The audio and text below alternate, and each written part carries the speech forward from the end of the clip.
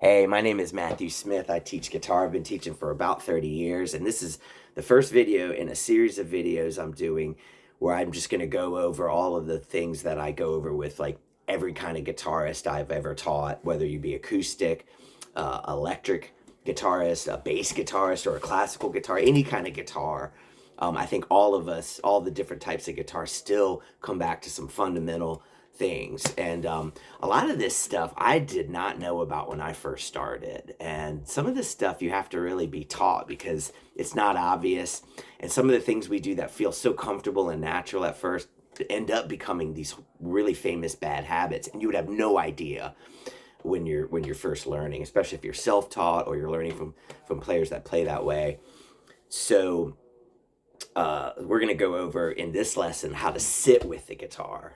It may seem like an obvious thing and you may already feel like you've got this figured out, but there's a lot to this that's sort of obscure, somewhat historical. And at this point in guitar playing, I would say we definitely have two legit ways to sit with the guitar. And a guitar player who's starting off, or even if you've been playing for a while, you really want to understand and experience these two distinctly different ways to position the instrument so that you can see why certain styles of playing fit those positionings more. And so for me, if I'm playing a certain style of music that I know is sort of born out of this low right leg kind of playing where my thumb might be over, I play the guitar in that position. But if I'm playing something where I have to do bar chords or long stretches or play scales, I have to get this neck up either like this or even in this original left leg position. So let's go over it real quick. I guess the main way people see guitar played is on the right leg. And everything I'm going to talk about in this video refers to you being a right-handed player. So if you're left-handed, I always say left-handed players live in the right-handed player's guitar world. You just have to flip all the references, I guess. But so if you're a right leg guitar player, and if you've already been playing for a little while, you'll notice you've probably done some of these things. Like I used to catch myself tiptoeing my right leg and resting my heel on the leg of the chair. I've seen almost everybody does this. You might not even realize you're doing it. Again, you're just trying to get that guitar up a little bit. Or I've seen people just like tense up their calf and thigh muscles and just tiptoe that right foot and get that knee up in the air and it's shaking and they got that just to get that guitar up. Another thing I used to do until I hurt myself doing this was, you take your left foot and you make it go limp, and just roll it on its left. And then you just sit your right foot on top of your left foot like it's like a wood block or something, and that gets your right knee up in the air a little bit, kind of like tiptoeing would. Another thing I've seen people do and I've caught myself doing is just cross-legging. That really gets your knee up in there and gets the guitar up in a better position. But try playing guitar for a while with your legs crossed and pinched down on each other like that. All of these different things that I just explained, I mean, none of them are very comfortable, and a lot of them are really bad for you to do for any length of time that you would practice, So before we get into these positionings really in depth, I just have to say I highly, highly, highly recommend all guitar players, no matter whether you play right leg or this left leg position, you get a guitar footstool. I did not start off using one of these things. Most people don't think to, and this is still kind of, I won't say it's an obscure apparatus, but most people look at this thing and they look at it like, well, that's something a classical player would use. That's a classical guitar footstool. I don't play that kind of guitar. I don't need it. But truthfully, this thing has at least as much value for right leg guitarists. You can set these stools on their lowest or next to lowest setting. I'm short, so I like to go up a little bit. I don't mind my leg being high. And you put that stool on the ground and you set your right foot on it and it gets your knee up in the air. So now that your guitar neck is in this position, notice the wrist. To do a bar chord, I don't have to bend my wrist very much. But if I just sit my foot flat on the floor and take my foot off that footstool and just sit in a normal chair and just sit my guitar on my right leg, I have to bend my wrist really sharply to get that same reach and stretch and arch out of my fingers that I can so easily get with a higher neck or even better in this left leg position. And y'all, that right there is the main bad habit and the main cause for the worst bad habit in guitar playing: the neck being too low and the player just becoming completely accustomed to playing thumb over, palm against the back, or even worse, or just as bad, I guess, having to bend their wrist really sharply in order to make just common guitar shapes and scale patterns to play just basic music, really. And when you bend your wrist and you move your fingers like that, that is what causes nerve damage, tendonitis, carpal tunnel syndrome. And there's an alarming statistic out there for guitarists that something like 70 some percent, 80% of guitar players will develop some kind of nerve or just an injury related to this issue. I was 20 some, just like 21, 22. I was pretty young, and I started losing sensation in my fingers after just a few years of playing like that. And I've had students have their careers ended or changed early at the college level too because of this, and it's a really big deal. Some players will never have it happen to them. It sort of goes back to the genetics of your carpal tunnel opening and things like that, but how could you know? And so why would you play like this? It's also harder to play like this. Take your hand, try this little experiment. Hold your hand and your wrist straight and just move your fingers in little increments. You can feel every little movement you make. And your hand feels relaxed, and your tendons and your muscles don't feel strained. Now bend your wrist and try to do those same movements. And you can feel it, the strain, how that pulling on the nerves and the tendons, you don't even have to have it explained or visualized. You can feel how that's limiting and probably going to cause an injury. So a red flag goes up for me if I see someone playing with this real bent wrist, and it should for any guitar players. It's like one of the most important things you should know before you start playing. So anyway, if you use a footstool or something to raise your right foot, you can get the guitar high enough up that this right leg playing comes out of this dark area of this bad habit and gets the neck up to where now your wrist is straight. Because of this, you can see why this next thing I'm going to go over is true, and it's that the guitar was not originally meant to be played on the right leg. When guitar, the 6-string guitar that we now play, tuned E, A, D, G, B, E, when it first came out, I mean, pretty much 1800, I think it was in the late 1700s when this guitar gets its low string and we have the guitar as we know it. It was a little smaller, and it didn't have steel strings at first.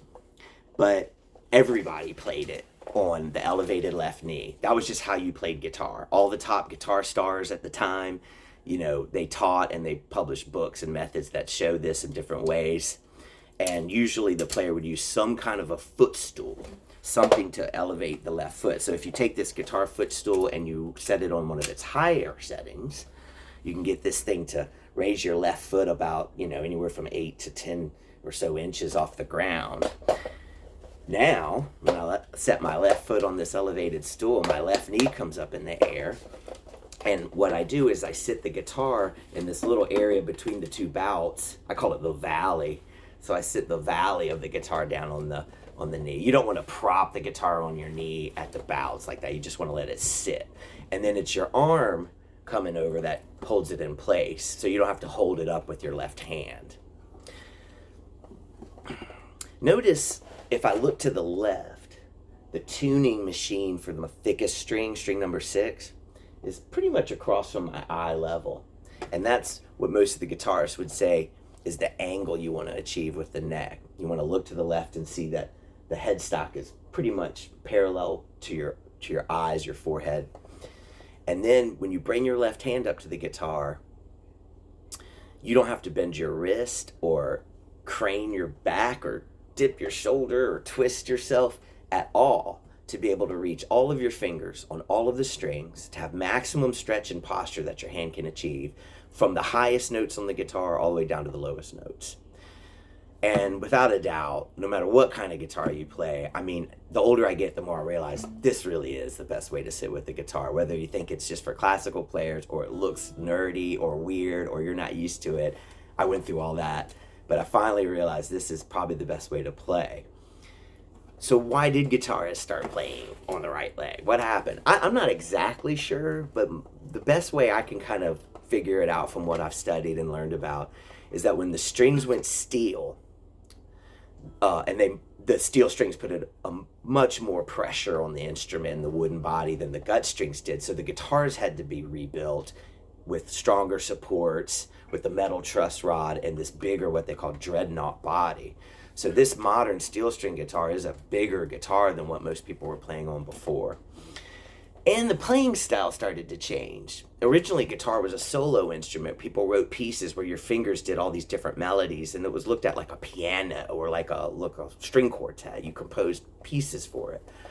And that was what was popular. But then the guitar started to become used more and more and more in band music as a rhythm instrument or as a lead instrument. And the demands out of the left hand sort of, I would say, simplified to a degree. Also, I think it's just casual and kind of cool to just throw the guitar on your right leg. I've even caught myself doing it when I meant to play this way, and I'm just sort of leaning back in my chair, hanging out, and I'll just... So I think in a lot of ways, maybe it's just like a casual thing to do, to just throw the guitar on the right leg. And it just really caught on as more and more people saw more and more people doing it. And as the kind of music that people played on the guitar changed, people started writing music that was based on holding the guitar like this and your thumb coming over. So I call this right leg guitar, and I call this thumb over guitar, and I use this in particular kinds of music. For instance, if I'm playing a chord-based song, I don't need to have tremendous amounts of reach to do anything necessarily that stretchy or difficult. I will probably play like this. If I go to this chord, say F major, that's normally played with this bar, I can actually hook my thumb over and grab the bass note with that. And this is something a lot of players will do with their thumb when they're playing this right leg, thumb over way. They'll use the thumb to press a bass note, or to mute a bass string that you don't want to ring out, like when you're playing the chord C and this thickest string shouldn't ring out. You can just let your thumb touch it. Now I can strum freely and not babysit that string. Or A minor, same way, I let my thumb hook over and touch it. But the minute I can feel it coming, I'm going to need a lot of stretch, I'm going to need a better posture, I'm going to need a reach, I got to do a bar chord. That positioning is just not going to work. So I'll have to put my leg up and raise the guitar, or maybe even go this way with it, depending on the demands of the music I'm playing. I think with right leg playing, jumping back a second, with this thumb over, you can do things like bend the strings, which is a big part of like blues, country, rock playing. And they didn't really bend strings back when guitar first came out and had the gut strings. It just doesn't work to bend those strings. They're softer and they don't change pitch as much when you bend them, so it's never a part of the technique. But when the strings went steel and blues and all the different kinds of cool music we still play came out, that bending the string thing, it's really popular, and your thumb has to hook over to be able to really do that well. So yeah, at this point in guitar, you have two legitimate ways to sit with the instrument. Each one has its advantages and possibly disadvantages, and if you know what they are and you can feel them and it makes sense to you, then you'll be able to find your place in all of this as you move forward and try different kinds of guitar music. I literally play both ways all the time, just depending on what this hand has to do. I wish it was less confusing than that, but that's just the way guitar has kind of evolved. So anyway, if you like this stuff, hit subscribe, leave me a comment if you have a question. And I also teach online one-on-one lessons. I've picked up a few students this way through YouTube. It's a lot of fun. If you want to just try a lesson, get in touch with me. I'll leave some contact information. Have fun. Thanks.